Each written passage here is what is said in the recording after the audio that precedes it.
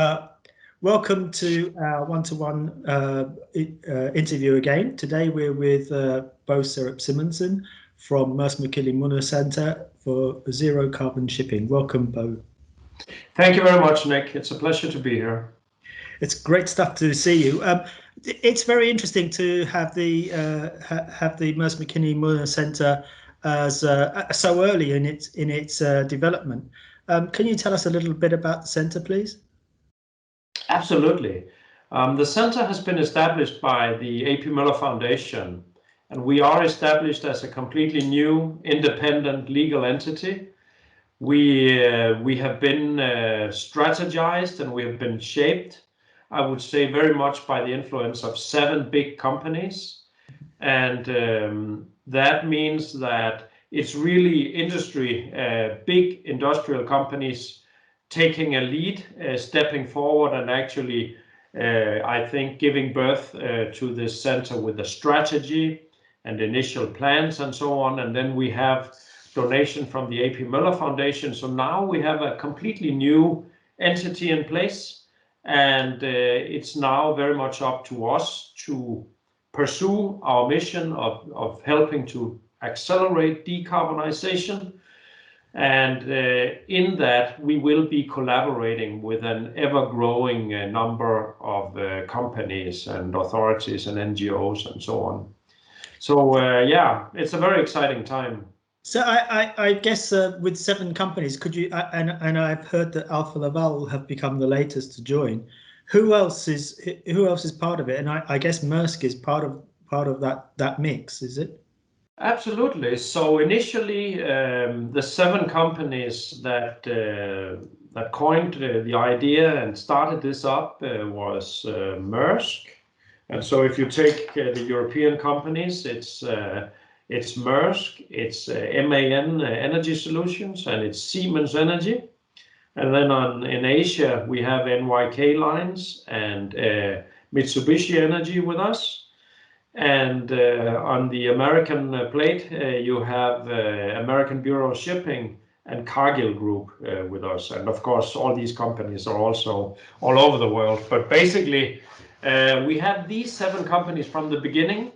And the basic idea was not by any means to create an exclusive club or anything like that, but more to get the foundation established of this collaborative platform and then use that to really reach out to the leading companies of this world to get them on board.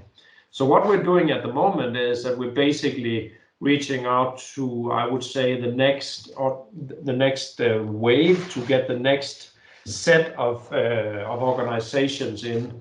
And in doing that, we're very much aware of the need to get the entire supply chain represented. So it means that we are now negotiating with energy companies. We are negotiating with technology companies that, like utility company and technology company, that provide infrastructure and fabrication, energy conversion on land.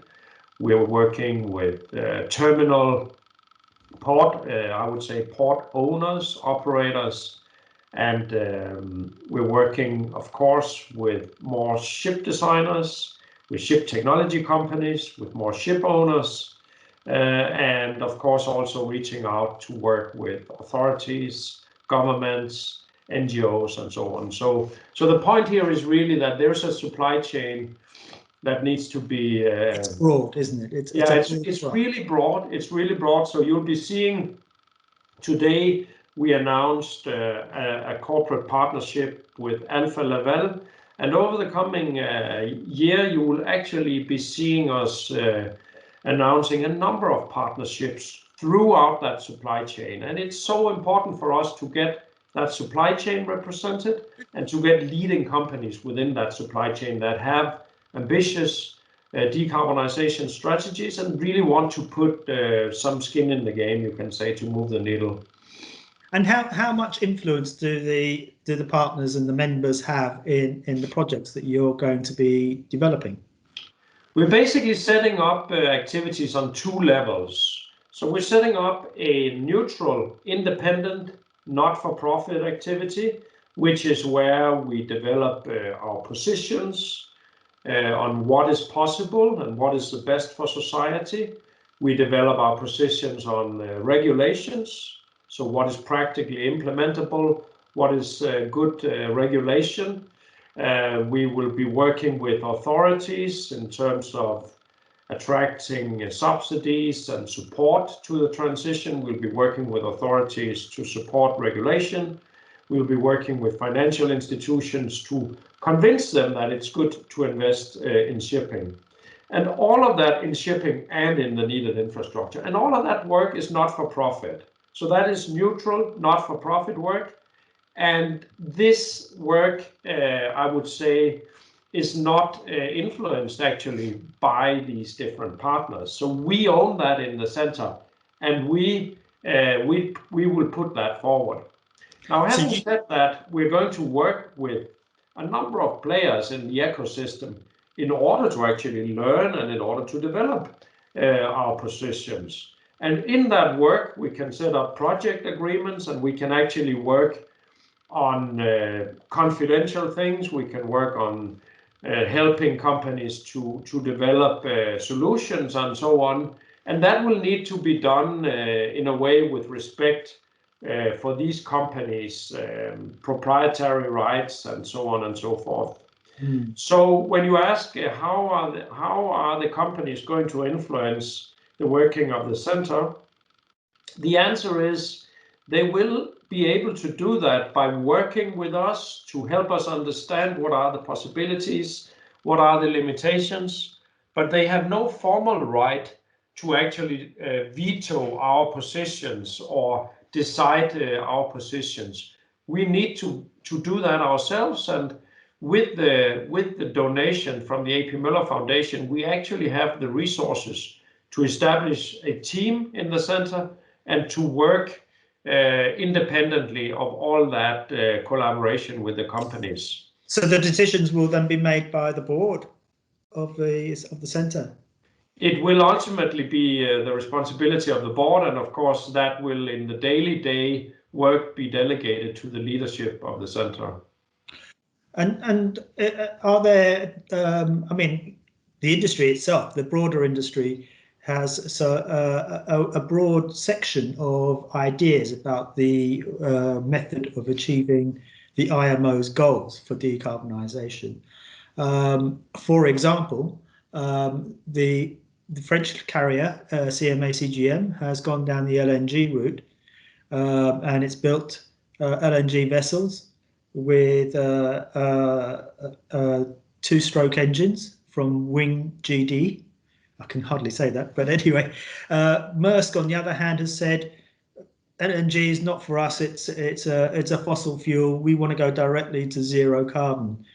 So I imagine that your board would have a similar kind of broad range of ideas and views. Is that difficult? How do you approach that? I think that's not difficult, actually. I think the board is very much aware that obviously that the purpose of the center is to work for decarbonization of shipping, meaning 70,000 ships operating in all kinds of segments and trades and regions and so on.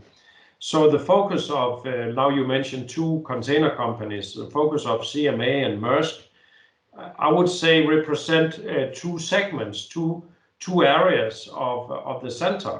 And of course, two companies have their own business strategies, their own plans and so on. And it's absolutely evident that the center will actually be having, I would say, perspectives and positions that doesn't align, with every single company in this industry. So in this case, when it comes to LNG, we are working, and that is fully aligned with the board. We are working to also exploring LNG as an option, and our view to that will be to look at, what is the availability of not only LNG as a fossil fuel, but also LNG like synthetic and biomass-based fuels in the future. What's the availability going to be of that? What is the cost going to be of that?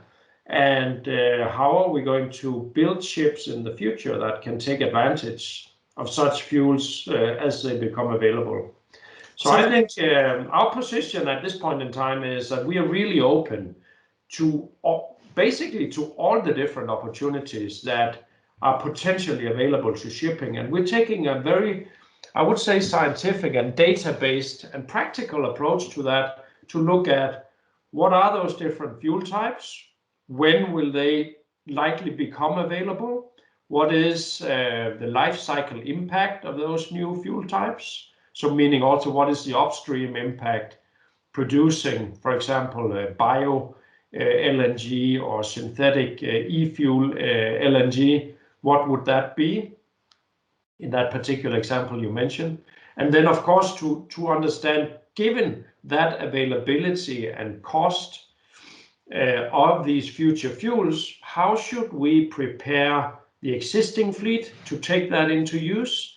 And how should we actually build ships for the future that will be able to take those fuels into use as they become available? So this is really the exercise that we're working on at the moment, and it's a quite wide range of options when it comes to future fuels, as you know. Yeah, I mean, but I'd like to stick with LNG for the minute, if you don't mind. LNG, according to UMass, is a fossil fuel, and in your name, it's zero carbon shipping. How do you equate looking at LNG with your name and your stated aim, which is to get rid of carbon?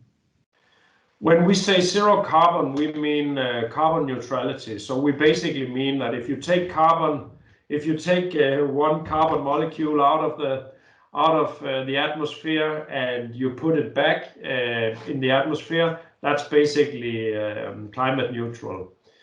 So that for us would be okay to do that. So it's not like we have to go on hydrogen or ammonia, but we could actually accept to borrow, so to speak, a carbon molecule for a while. But of course, it has to be net zero. That's the important thing. So like I said, I mean, LNG could, from that perspective, could be an option as long as it's not fossil-based LNG. So it'd have to be bio-LNG. Is that what you're saying? Yes, that's right. Or it could be produced synthetically, by producing hydrogen using, let's say, solar electricity from solar energy. You produce hydrogen, you combine that with a carbon, and then you get some methane. Okay. And what do you do with the methane? Or do you consider that to be neutral? Then we would consider that neutral, and we could burn that in an engine. The methane is natural gas, so we could burn that in an engine, and we would have a carbon or a climate neutral operation. So that's really the exercise we're looking at now. Okay. Yeah. Yeah. So moving on then, apart from LNG, what are your views about what might be the next steps for the industry? So we believe that this transition is going to play out in a sequence where we will be seeing, first of all, we will be seeing the energy mix onshore, so to speak, changing, and that's partly driven by shipping, but it's also driven by a lot of other macro developments. So shipping is taking up a fairly limited part of the global energy mix. So there's a lot of development here that will be ongoing, basically regardless of what shipping does. So it's very much it's very important to understand that change of the global energy picture. So that is already ongoing, and that is going to continue to develop, and that is driven both by the national agendas, by the regional agendas, and also by sectorial drives, like we're seeing now in shipping. We'll be seeing a number of other sectors actually pushing ahead across national boundaries to actually move their sector towards climate neutrality. So these are all developments that are going to happen. And then you can say specifically within shipping, what we're going to see in shipping is that the trend of domestic shipping decarbonizing is going to continue. So we will be seeing here governments and domestic shipping actually developing because nations have committed to reducing local emissions. So that's an important driver, and therefore governments and nations are investing in ferries and national infrastructure to develop. So that's you could say that's a small part of the global development, but it's still actually very, very important development to see maturing. We will be seeing that also on regional level. So we'll be seeing, for example, shipping in EU between different countries being electrified and being decarbonized. And that is going to happen in the US, in Asia, and in other parts of the world, Australia, etc. So that's also a very important development. Then I do believe, and this is maybe the even more interesting part, we will also start to see parts of shipping that are more traditional, commercially driven, start to decarbonize.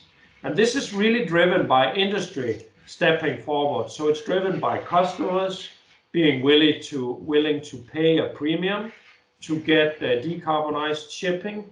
These customers will work together with ship owning companies to actually enable that decarbonized shipping. And these shipping companies will be working together with their supply chains to make sure that the fuels they are using and so on are actually decarbonized. And so in that space where actually we will start to see customers demanding zero carbon shipping and are willing to pay a little premium for that zero carbon shipping is actually also starting to happen now.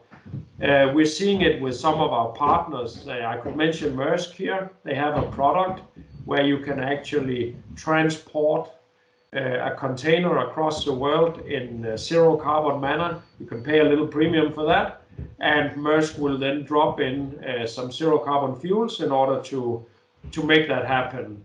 And we can see that also in other segments, in tanker shipping, in bulk shipping, in ro-ro shipping, in cruise, etc., etc. So I think that's a very, very interesting development, and it's something that doesn't require global regulation to happen. But of course, at the end of the day, in order to make all of this really scale up and get the entire shipping industry along, we will need global regulation. So I do believe we'll need to use all the confidence we gain by these other categories of projects in order to create confidence in IMO to actually get the global regulation in place.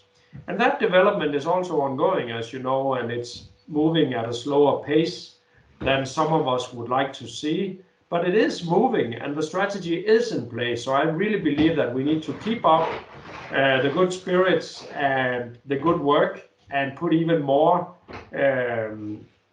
focus to make it happen in IMO so that we get the entire industry along in this transition. So the latest IMO greenhouse gas study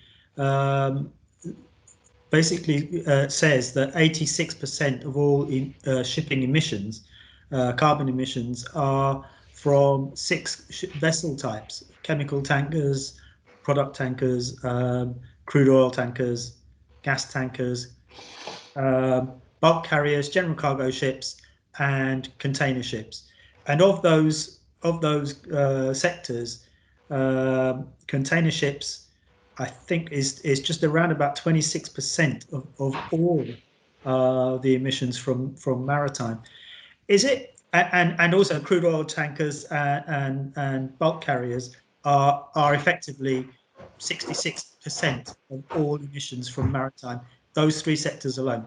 Now, is it actually, because these vessels are deep sea, is it viable, do you think, to meet the challenge from the IMO of a 30% reduction by 2030 and a 50% reduction by 2050? And if so, if it is viable, how will we do it? You're absolutely right that the majority of the emissions come from tank, bulk, and container, and it's about 90%. So it's really important to understand how we do those deep sea, long distance hauls with decarbonized shipping. So at the end of the day, even if we have a lot of domestic shipping, and those are the lower hanging fruits, those fruits are smaller, so to speak. So we need to use those to sort of give us the insights to move to the larger and more difficult segments. So how are we going to do that? I do believe that first of all, we will need global regulation in order to make sure that it becomes a level playing field, because this is going to be more costly than the fossil baseline. So it's going to be important to get a global framework that actually makes sure that everybody is playing on that with that set of rules. And then technically and financially and commercially, how are we going to do it? I think technically we will do it by now over the coming decade developing a number of options for the shipping industry. And I do believe that we're already seeing a picture which is technically possible. So we will be seeing ethanol, methanol, various types of biomaterial, ammonia, maybe methane, meaning natural gas. We will be seeing a number of these fuels, energy carriers, and we will be working with the technology providers in order to develop the solutions so that shipping can technically work with these new fuel types in a way which is at the right safety level and reliability level. And I mean, this should not be underestimated. The tasking in doing that should not be underestimated. The shipping is today working at a very high level of reliability and safety, and we need to maintain those level of safety for these new fuels. And the risk of being set back by bad accidents by using these new fuels, I think really needs to be put into the mix here. So we need to have a very good understanding of the risks we're working with during this transition. So that's an important part of the technical side, to really understand in a qualified manner how we technically make that shift. And this is doable. I mean, the industry has done this a number of times before.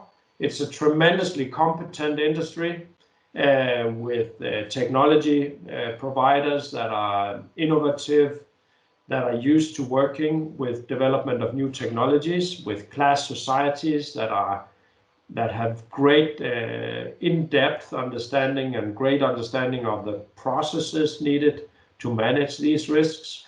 So, and we have shipyards that are used to integrating technologies and so on. So I strongly believe that the industry has the capability to actually do it. And there's a strong drive now to actually do it. So you are seeing the engine manufacturers actually stepping up and putting very strong R&D programs in place. You're seeing all the class societies moving. You're seeing new technology vendors coming into the maritime mix with fuel cells and a number of new technologies. So I think we're seeing a lot of developments that could potentially enable the shipping industry to scale up by the end of the century, which is what is going to be needed. So I think on the technical side also, on the regulatory side, we will have to make it happen in IMO. On the technical side, I think the industry has what it takes to do it. And then on the commercial side and the financial side, I think we're also seeing some very, very strong developments. So customers are increasingly now demanding zero carbon shipping. The fact that customers are now having such a concern about the so-called scope 3 with the CO2 footprint of their supply chain is a big driver. And it of course also means that the financial institutions, they are very focused on the ESG, and their risk analysis is very focused on on the businesses that they are financing actually having business in the future. So I think all of these dots are now starting to be connected in a very powerful manner. So it's basically looking into a movement ahead of us, I think, where regulation, finance, the commercial drive, and now also the technical innovation, actually, we have a window here where all of those four elements could move forward in a somewhat coupled and concerted manner. In my opinion, and this is just me, you know, I'm an outsider from the industry, if you like, but in my opinion, the weaknesses there are twofold, and that's the economic side, the commercial side, if you like, and the regulatory side. And on the regulatory side, there are 174 nations who are member states of the IMO, so UN body. They very rarely agree on anything. It's very slow to shift the debate along. And I mean, as far as I can tell, the consensus is that there is a necessity for some kind of equalizing of the cost. Now, you mentioned the cost. Fossil fuels are very cheap. New fuels are going to be more expensive. We need some kind of levy on the new fuels in order to make that an equitable equation for people to use the new fuels. But the political will to do that doesn't seem to be at the IMO. And in fact, the European Union became so frustrated with it that it's shifted on its own and is moving to an emissions trading scheme for shipping and for airlines as well. Is this really? I mean, are we really moving towards this, or is this just a fake news, if you like? I don't know what you'd call it. Some kind of, you know, moving too slowly. Maybe that's the better way of putting it. I think we shouldn't underestimate the fact that we are really on, I would say, an exponential curve of growth here in terms of mobilizing this whole system. And I think really what we're seeing is, and we hear this actually from, I would say, all our stakeholders, that it's very true that it has moved way too slowly. If you look at the developments needed compared to what we should have seen. But it's also very true that as we are speaking, the attention to this is growing at a very, very rapid and I would say accelerating speed. So the way that financial institutions are now stepping up the game, the way that customers are now increasingly demanding decarbonized products and services is really creating a movement. And I think, for example, the fact that this center, the Mærsk Mc-Kinney Møller Center for Zero Carbon Shipping, has been established by 7 leading companies that want to see a change. I think that illustrates very well that there's a lot of drive in industry. Maybe more in industry than amongst the regulators, but in industry, there's a huge drive to make it happen. And I think that's probably also one of the systemic changes that we're seeing, that we have a large part of the industry which is not waiting for regulation to move. We have a large part of industry that really wants to move. And so we will be seeing this moving. And I strongly believe that once this movement reaches a critical mass, IMO will also move. So it's true that things have taken a long time in IMO on certain things. It's also true that we're seeing an acceleration on this topic right now, which has probably never been seen before. I don't believe you saw this kind of acceleration when it came to, for example, the sulfur problem or ballast water or NOx. This has a level of attention which is almost beyond imagination. and the complexity and the grandness of the challenge is also almost beyond the imagination. But it is really there. That may be the case, but the IMO itself is a fragmented organization. Shipping itself, in the broader shipping, not just container shipping, is a very fragmented industry. Many of the owners own 2 or 3 ships, but a lot of them are flagged out to flag registrations, which are quite small, and they have a lot of power in those flags, and that has in the past prevented the IMO from moving at a reasonable pace for regulation. Isn't it? I mean, I think that's what happened with ballast water, apart from the fact that there wasn't the technology for ballast water to work. But it also happened with sulfur. It happened with the coatings bans. Or it seems to me that IMO and the UN is hamstrung, and it needs a helping hand, doesn't it? I think it needs actually a lot of help to understand the risks and the opportunities ahead.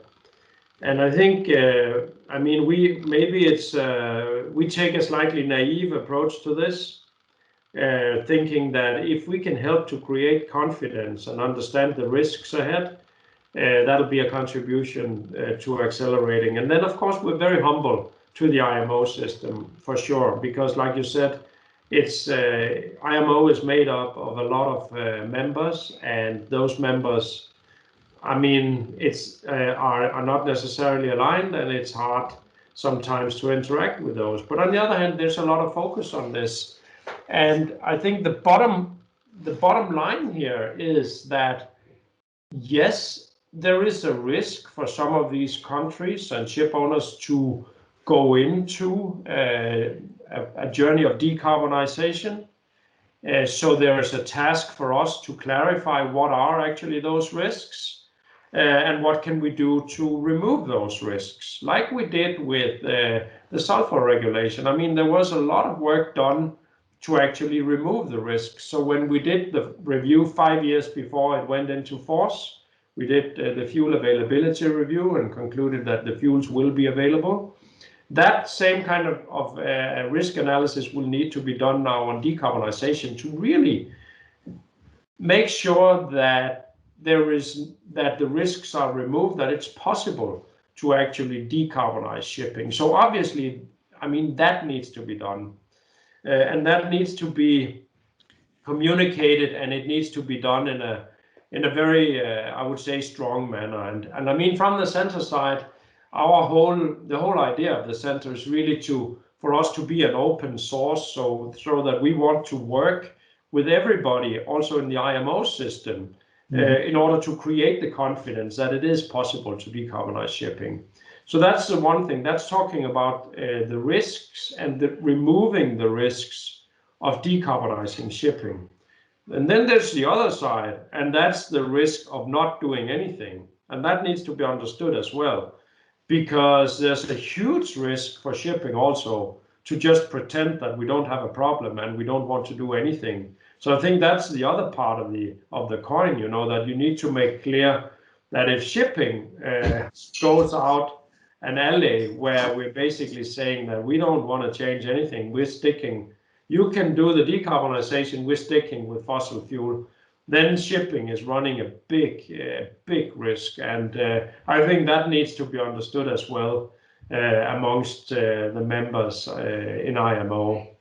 And then, of course, many of the countries and regions in IMO, they have shipping as a good business, and each of those countries, they have different kinds of industries and businesses in the countries that they basically need to take care of. So it's also to respect that countries have, of course, a global perspective, but they also have a national perspective, meaning that shipping also plays into the ability and the competitiveness of local industries and so on. So I think we also have a task in explaining what is actually the cost of shipping in the future. So if you're shipping sort of low value goods out of your country, and that's an important part of your national economy, then we need to be able to explain what are the implications of that, and really make countries confident that it's not actually a big risk to go to a world where shipping is slightly more expensive than it is today. So I think, there's a lot of nuances in this, and there's a lot of work to be done in that IMO system to really create the confidence that it is possible to decarbonize shipping. There are risks in there, but we have time actually to mitigate those risks and to let it be a transition pathway which is well understood and where those risks can be mitigated for the key players. And are there any lessons that we can learn in collaboration, etc., from what's happened in the last year with the pandemic? Is there a lesson there? There's a lot we can learn from the pandemic, I mean, one of the things for sure is about collaboration. So we have seen from the center, and I'm sure everybody has experienced that the fact that we are not able to travel in a way has brought us further from each other, but in a way it has also brought us closer to each other, because right now we had just a click away from a meeting with Japan or US or Australia or Africa or China. It's really been amazing. It's been amazing for us in the center here to be able to connect so so smooth with all these different regions of the world, and it actually enables a global collaboration that we haven't really seen before. So there are a lot of learnings around this pandemic that we have to take with us when, I would say, hopefully very soon we get to a world where we can also meet physically. And digitalization, then you hinted at it in that response there, that is also a key element to what you'll be doing at the Zero Carbon Center and shipping more broadly. Oh yes, absolutely. We'll definitely be working with digital to see how that can play into new ways of driving shipping. We're talking very much like this transition as basically a transition of fuel types, but it's really much more than that. I do believe we'll be seeing new business models developing, new ways of interacting in that supply chain. So, I mean, we're looking into a future where, driven by higher energy costs and new players, new ecosystems, we'll also be seeing completely new ways of doing business here. So that's also very, very exciting, and I'm sure we will find very exciting new ways of optimizing actually the way we connect the world in this global infrastructure, where we're using ships still as a physical asset to transport the goods around, but you can imagine all kinds of new constellations of connections and interactions, which actually doesn't have to be anywhere near the way we do it today. Okay. And do you envisage there will be new technologies or new innovations in something like carbon capture and storage that will help us to meet the 2030 targets, for example? Oh yes, I think within carbon capture, for example, we will be seeing a lot of innovations.